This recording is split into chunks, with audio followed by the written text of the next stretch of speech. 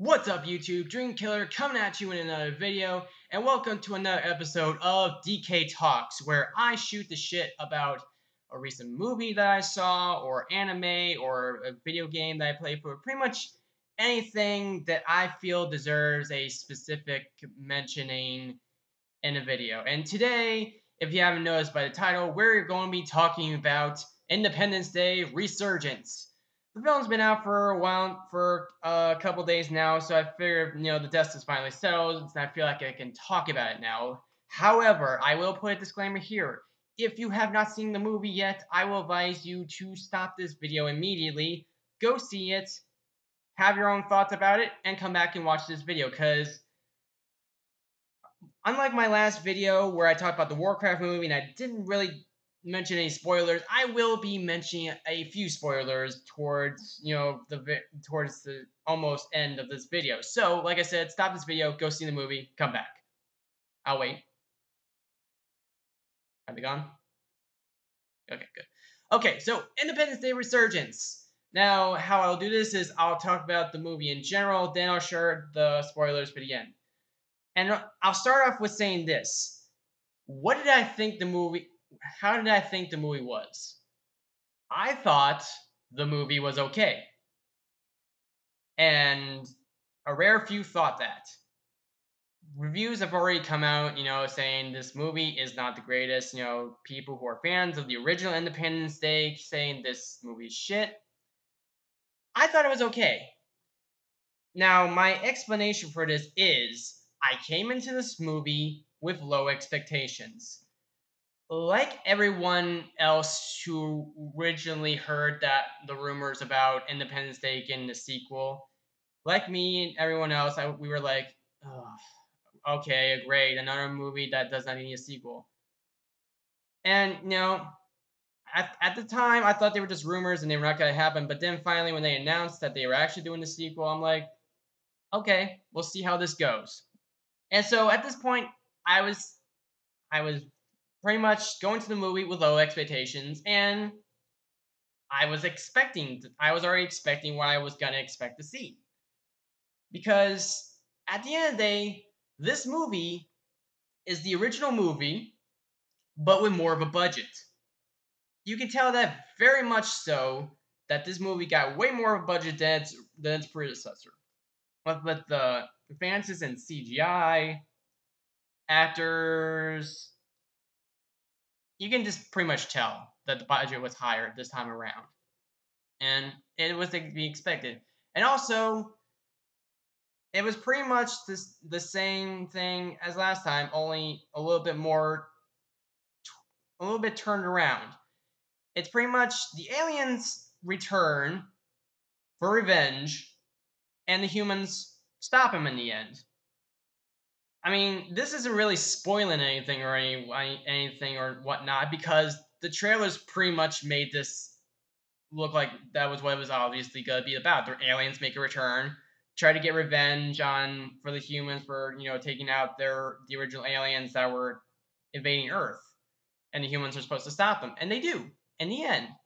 Although, however, there was minor twist in the end that I was not expecting, sorta, and that's for the spoiler discussion later on.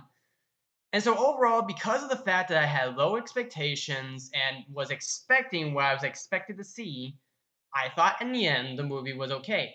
I think many people's problem with why they thought this movie was shit was they were expecting this really big blockbuster spectacular like the original movie was. And first of all, I'm going to say the first movie is also bad, but it's the good type of bad. It's that corny type of bad.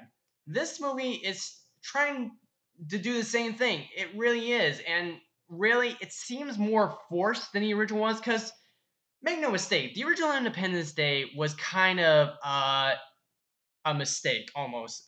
A movie that was really good by mistake, because it wasn't anything new, it wasn't anything spectacular or anything else, but it was a sleeper hit. It became a cult classic. I really shouldn't call it cult classic, but it had fan base because it was corny, but a good corny. But at this point, but with the sequel, it felt like it was trying really too hard to up that corniness, and it showed. And that's what people disliked it about the most, is they were trying too hard to keep the corniness from the original. And also, expectations were high because this sequel comes 20 years later. Think about it. The original movie came out in 1996, and it's 20 years later. And God, when I think about that, I feel so fucking old. I'm 24 years old, and I should not be saying I feel fucking old, but when you hear a movie that you saw back in 1996 is 20 years old, it makes you feel old. Kind of like, hearing the Nintendo 64 is 20 years old, or Mario 64 is 20 years old, Pokemon is 20 years old. I mean, I'm like, fuck, I'm old. But I'm babbling at this point. But yeah, so, and here's another thing that people disliked the most was the absence of Will Smith. Now, the explanations for Will Smith's absence was because he was working on Suicide Squad at the time, and he cannot manage, two projects at once, which I kind of call bullshit on that because, there's plenty of actors who have done that, so I don't think that would have been a problem. But many people thought, without Will Smith, the film kind of suffered because of it. And here's my little rebuttal towards that. When Will Smith starred in the original Independence Day, his role in the film was minor at best. Ignoring the final scene in the film where, him and Jeff Goldblum's character, stops the alien mothership, destroys it, which in turn destroys the rest of the aliens and saves the Earth. Ignoring that scene, his role in the film was minor. Like, I can think of, like, let's see, there was his opening scene, there was the scene where he went to his base, there was that, dogfight scene, and then the scene where he crashes and then has to head to Area 51. Those are the four scenes you see him, and then there's that gap as he's making his way to Area 51 where you don't see him. So that's four scenes you only see him in at that time. And the reason behind that is, at the time, this was his first movie. This was Will Smith's first gig in the movie business. Before he was doing Fresh Prince of Bel-Air, and then he moved on to the big acting world, and this was his first movie. And that was why his role, in my opinion, was minor, because this was a test for him. And it worked out exponentially. He was a star from that point on. And so having people say that his absence in this film was the reason why it suffered, I kind of cannot agree with that. Because say he was added into the film, and say he did help Roland Emmerich, with the writing, with the direction of the film, I still think the film would have ended up being the same as it was. No different, no less. And so, for those people who thought it was shit because without Will Smith, get the fuck out of here. You really, honestly, in my opinion, don't know what you're talking about. But without minus the absence of Will Smith, Jeff Goldblum returns, Bill Pullman returns, and hell, even even Data. I forget his fucking name. I forget his name. The guy who plays Data from Star Trek: The Next Generation. It will come to me eventually, but he makes a return as Dr. Oaken, and by God, he looks the same like he did in the original movie. I don't know if he hadn't aged, because I've seen pictures of him in recent years, and he's aged tremendously. But here in the movie, he's in his old he's in his own garments from the last movie. He looks practically the same, considering the fact it's been 20 years. And in the movie, he's in a coma, which, by the way, surprised me because originally I thought in the original movie Dr. Oaken died when that alien attacked him and used him to talk. I thought he died, but apparently no, he was in a coma. It was surprising to see him, and he looked still the same. That surprised me. But yeah, Jeff Goldblum is Jeff Goldblum. He will always be that guy who thinks he's a serious actor, but he's not. But that's what I love about him. Jeff Goldblum is a terrible actor, but he's a really good terrible actor. He's one of my favorites. And Bill Pullman, considering the fact that his speech in Independence Day, the original, was one of the most iconic speeches in movie history that will never be copied to this day.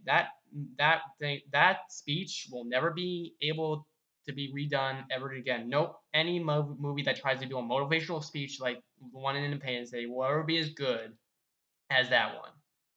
But Bill Pullman comes back knowing full well that people love to see him back, knows this full well, hams it up for this entire movie, and it's great. Until his unfortunate demise, which, again, that's another thing I will leave for the spoiler. So, yeah, Jeff Goldblum, Bill Pullman are great. This film, and also, the guy who plays Data. I'm seriously, I can't remember his name.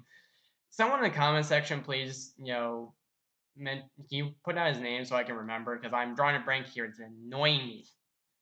But they're all returned to this film, and they're great. We also got the new people, the people who are supposed to play, Will Smith's son, who's grown up. He's pretty much doing the same thing that his father doing. He's an Air Force pilot, and that's great. We also have Liam Hemsworth, Chris Hemsworth's brother, as one of the survivors, who's also a pilot. We have the president's daughter, who looks fantastic, by the way. Fantastic, very, very beautiful. But yeah, the newcomers are great. Although what I don't understand with Liam Hemsworth's character and his other guy that he's right next to him, who's I'm assuming was his partner or his battle buddy or whatever it was.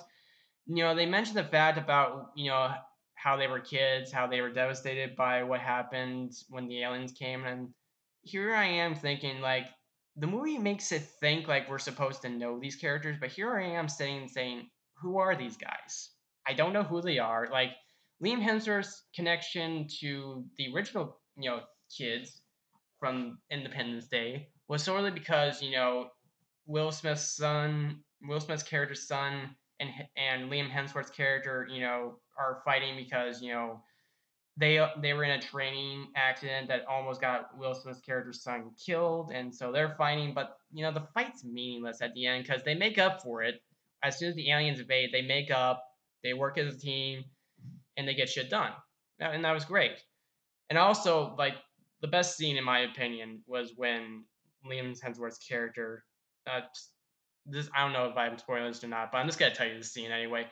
He's in the he's in the alien ship. They're about to escape. Just before they escape, Zips is flying, takes a piss, and flips the bird at the aliens. And that made me laugh so hard. Like I can only imagine how the director and Liam Hemsworth were talking about that scene. There's like Roland Emmerich's like staying right next to Liam Hemsworth. He's like, okay, Liam, in this scene, you gotta unzip your fly, take a piss, and flip off the aliens. Are you ready for that?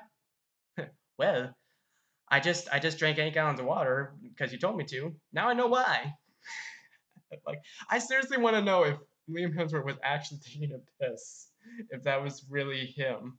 That would be so funny if that was the case. But like I said, returning characters and new characters were great.